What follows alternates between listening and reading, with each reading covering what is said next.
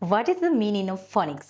ෆොනික්ස් කියලා කියන්නේ මොකක්ද? ඉතින් ෆොනික්ස් කියලා කියන්නේ අපි ඉංග්‍රීසි අකුරු වල ශබ්දානුසාරයෙන් ඉංග්‍රීසි කියවීම ලිවීම හුරු කරන එක.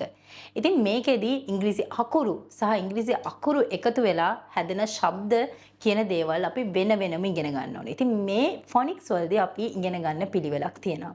මුලින්ම letter sounds අපි ඉගෙන ගන්න ඕනි.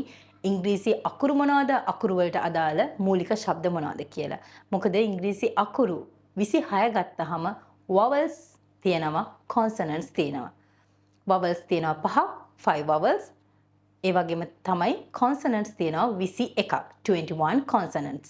ඉතින් මෙන්න මේ විදිහට අපි මේ දේ ඉගෙන ගත්තට පස්සේ අපි යනවා word families වලට. මොනවද මේ word families කියලා කියන්නේ?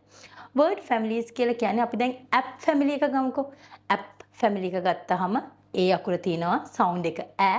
phonetic symbol එක මේ තියෙන්නේ P අකුර තියෙනවා P අකුරේ sound එක P phonetic symbol එක මේ විදිහට එන්නේ. එතකොට app දැන් මේ app කියන එකට අපි දානවා ඉස්සරහට තව අකුරක්.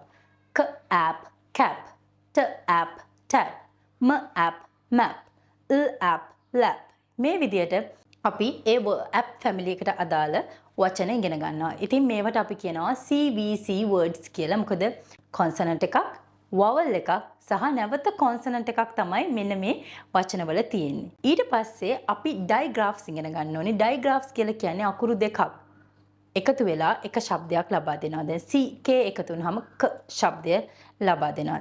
D A K duck අකුරු තියෙනවා හතරක් D A C K අකුරු දෙකේ ඉන්නේ. හැබැයි sound එක C K වලට එන්නේ එක ශබ්දයක්. එතකොට මෙතනදී ආවේ ශබ්ද තුනයි.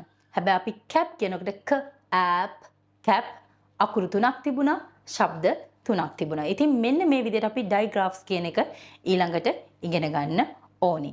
ඊට පස්සේ තියෙනවා trigraphs. ඉතින් මේ trigraphs කියලා කියන්නේ අකුරු තුනක් එකතු වෙලා හැදෙන ශබ්ද. දැන් TCH එකතු වුනහම ච ශබ්ද එනවා. catch කියනකොට catch catch කියනකොට අපි මේ TCH අකුරු තුන තමයි එන්නේ. ඊළඟට තියෙනවා blends. ඒ කියන්නේ අපි කියමු D අකුරයි R අකුරයි එකතු වුණා. D R dr dr E ink drink drink. හරි? එතකොට drink කියන වචනේ හැදෙනවා blends වලින්. ඊට පස්සේ අපි diphthong කියලා කියනවා. diphthong කියලා කියන්නේ vowels අකුරු දෙකක් එකතු වෙලා හැදෙන ශබ්ද තියෙනවා. උදාහරණයක් විදිහට O අකුරයි I අකුරයි එකතු වුණාම oi b oi l boil. මෙන්න මේ විදිහට ගොඩක් දේවල් තියෙනවා ෆොනික්ස් වලින් ඉගෙන ගන්න. ඉතින් අපි දිගටම Magic Phonics Academy එකේ එකතු වෙලා ඉන්න. අපි ෆොනික්ස් ගැනම විතරක් මේකෙන් ඉගෙන ගමු.